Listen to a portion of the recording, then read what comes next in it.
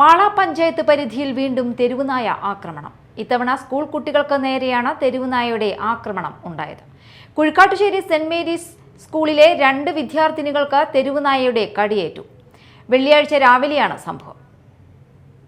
School ബസ്സിൽ നിന്നും ഇറങ്ങി സ്കൂളിലേക്ക് പോകുന്ന വഴിയാണ് തെരുവുനായ 3 വിദ്യാർത്ഥികളെ ആക്രമിക്കാൻ ശ്രമിച്ചത്. ഭയന്നോടിയ വിദ്യാർത്ഥികളിൽ 2 പേരെ നായ ആക്രമിച്ചു.